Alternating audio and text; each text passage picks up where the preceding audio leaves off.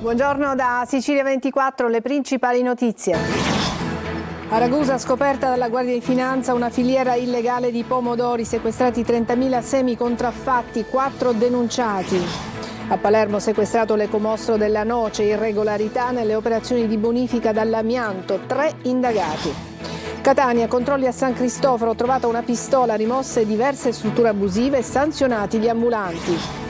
Ultimo giorno di propaganda per il referendum, 20.000 siciliani fuori sede, candidati di lista per poter votare. Ai nostri microfoni le ragioni del sì di Di Pietro e quelle per il no di Conte. Catania continua, la città non ottiene il titolo di capitale italiana della cultura, ma i progetti ideati andranno avanti con i soldi della tassa di soggiorno. La città delle Amazzoni, l'opera musical da ripetuti sold out e standing ovation in scena a Catania. Calcio, il primo Catania di William Viali lunedì sera ospiterà al Massimino il Casarano. Vigilia di campionato per il Palermo che domani farà visita al Padova. I rosanero sperano ancora nella promozione diretta ma devono ritornare a vincere.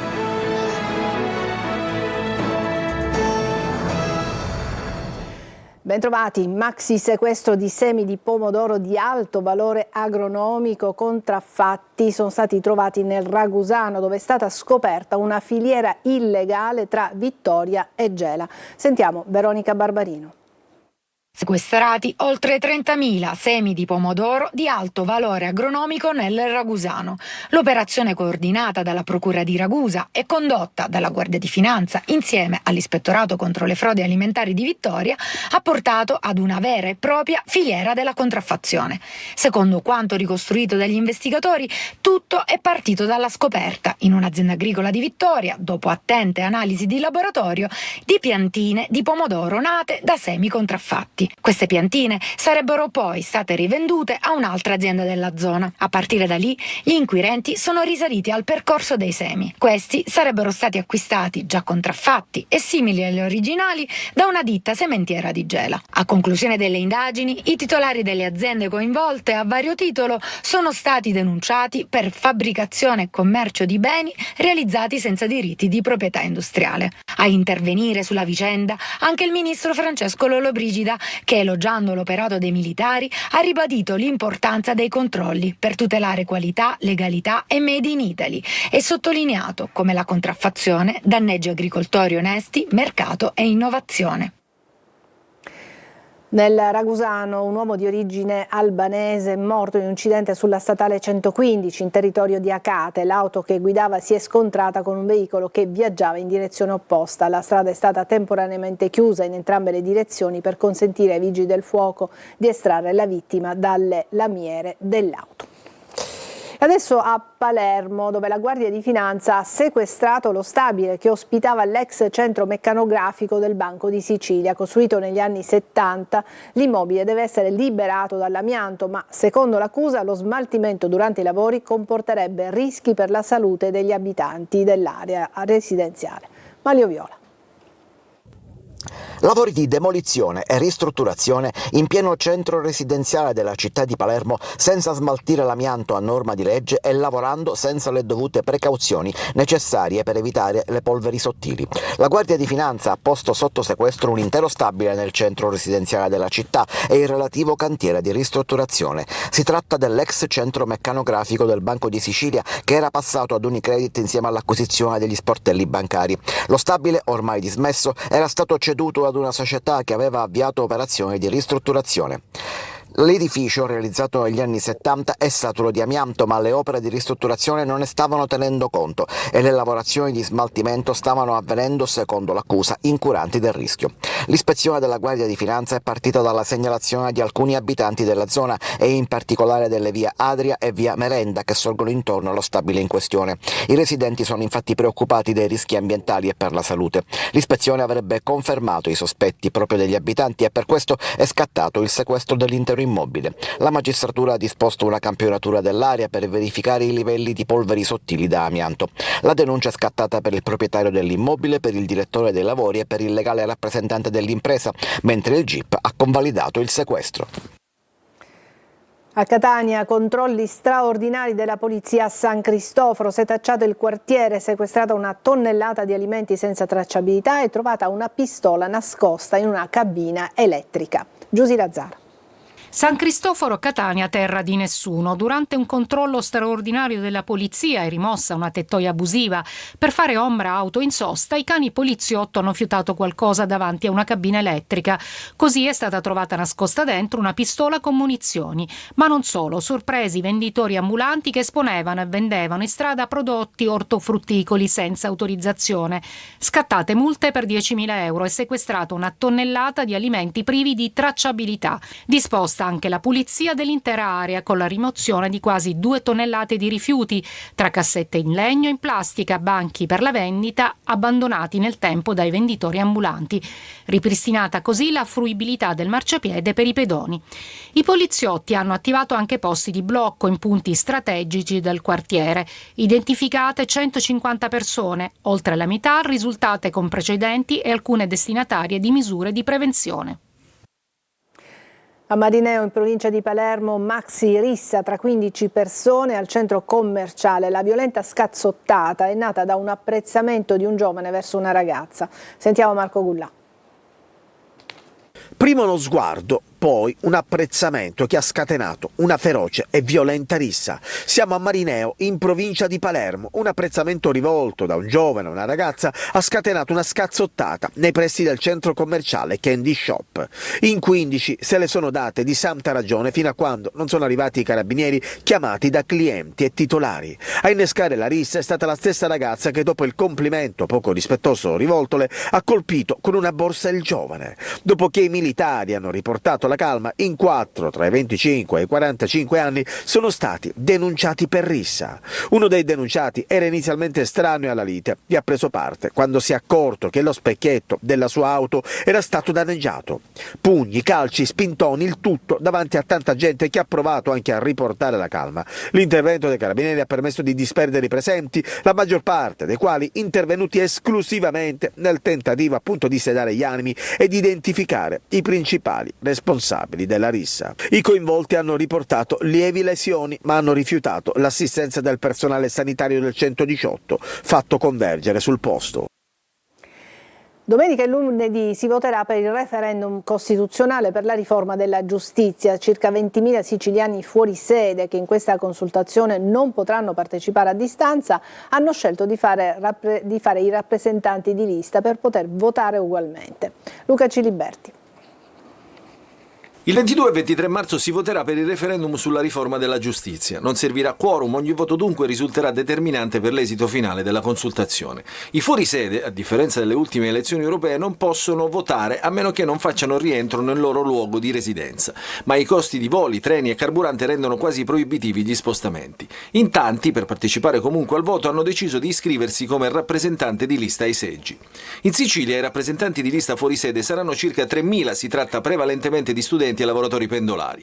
In tutta Italia, invece, i siciliani che parteciperanno al voto da rappresentanti di lista saranno circa 20.000.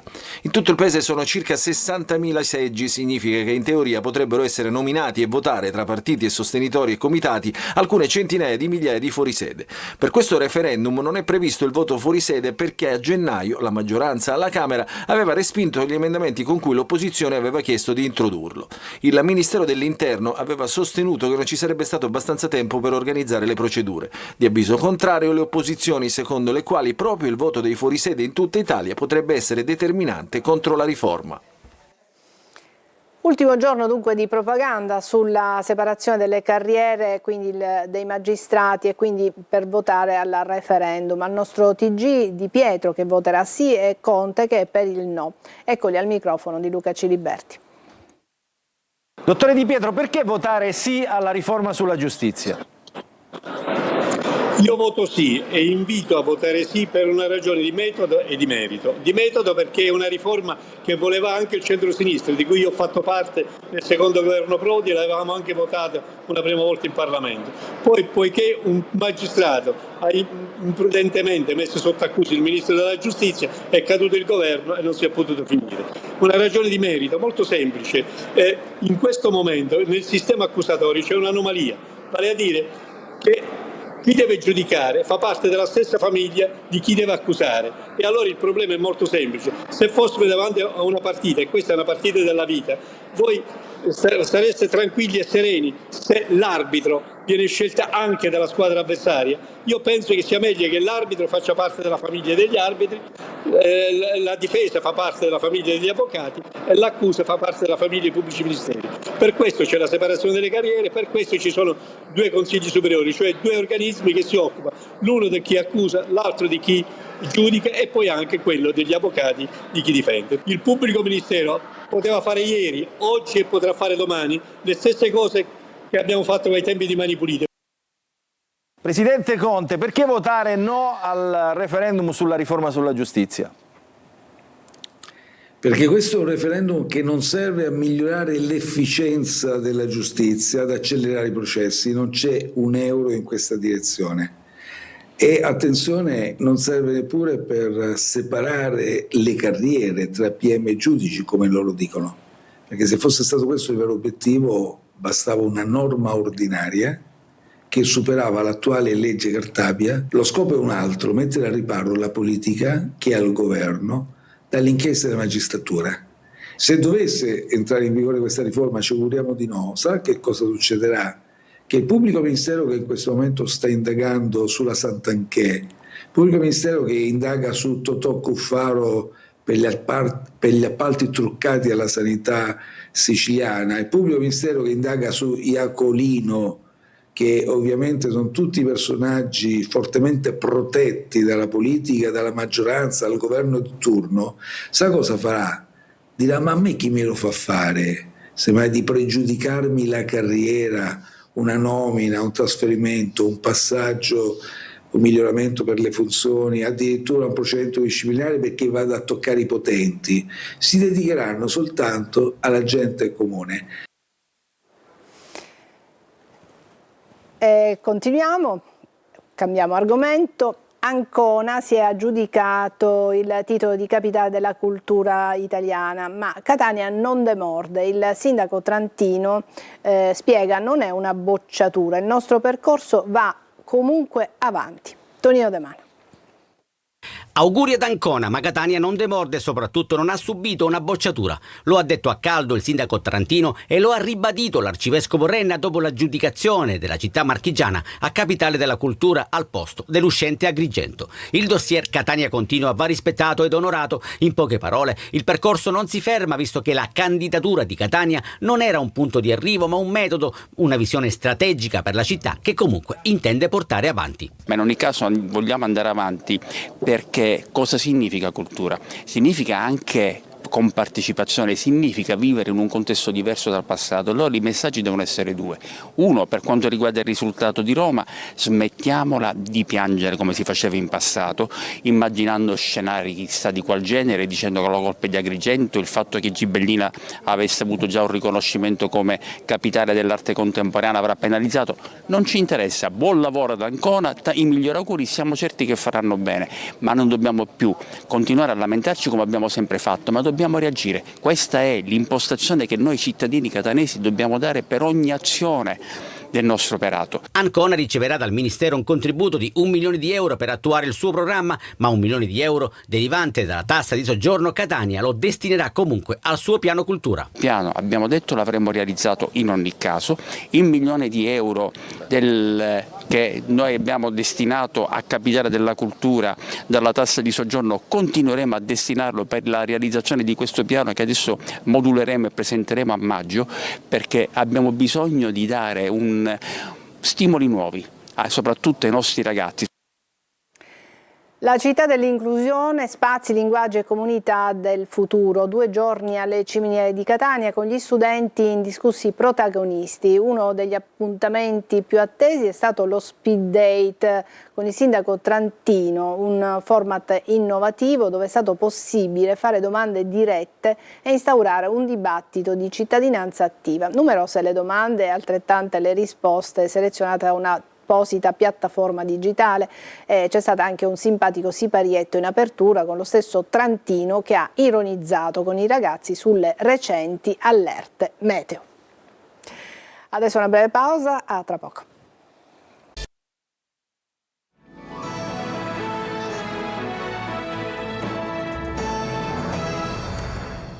Eccoci a parlarvi di felicità. Oggi è la giornata della felicità, ma cosa rende felici? Sentiamo il servizio di Francesco Aloi. La felicità è per me autorealizzazione. Lo diceva pure Charlie Chaplin, un giorno senza sorriso è un giorno perso. E nella giornata della felicità questa frase risuona ancora di più. Bisogna essere sempre felici e soprattutto lavorare. Ognuno ha il suo modo di trovare la felicità. Non mi posso lamentare io. Famiglia sta bene, fortunatamente. Amore, no, in famiglia c'è, la compagna no, però. Ma se negli ultimi mesi gli italiani felici sono il 69%, non mancano i fattori che causano l'infelicità. I rincari secondo voi influiscono? Beh, sicuramente sì, senz'altro, soprattutto in quest'ultimo periodo, assolutamente sì. Quindi come fare per esistere ed essere felici? La felicità la devi avere tu dentro, a prescindere da tutto quello che ti circonda. E non c'è niente nella vita, non c'è niente, solo collera e dispiacere. E poi c'è chi trova la felicità anche in un gol della propria squadra del cuore, chi facendo una passeggiata e chi ascoltando musica. E in base al mio stato d'animo magari, come posso dire, mi immedesimo in quelle note musicali. La felicità dall'Italia al mondo la raccontano in musica Albano e Romina, ma c'è anche chi la felicità la insulta, come dei giornalisti. Sì, perché a loro dire dura troppo poco. E adesso parliamo di spettacoli. A Catania il musical Rivelazione, dai ripetuti standing ovation e sold out, La città delle Amazzoni approda al Metropolitan, un viaggio emozionante nel mondo delle Amazzoni in lotta con il popolo del mare, in scena domani e domenica. Giusy Lazzara.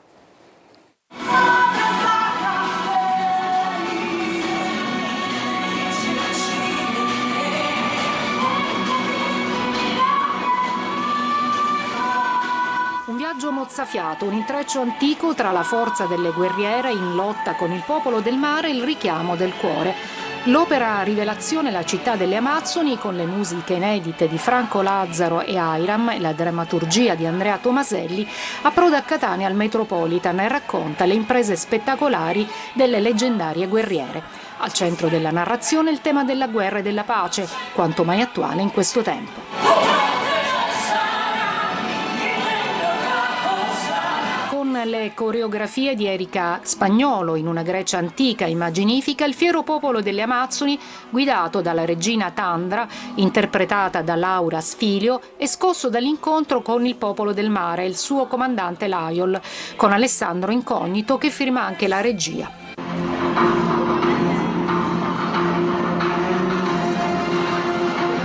Battaglie cruente e passioni travolgenti, un sentimento per il nemico, si farà strada e l'amore tra due persone cambierà un odio che da generazioni divide due popoli.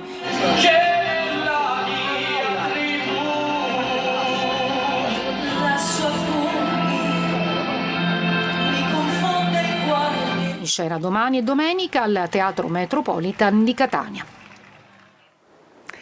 Adesso una breve pausa e poi il calcio.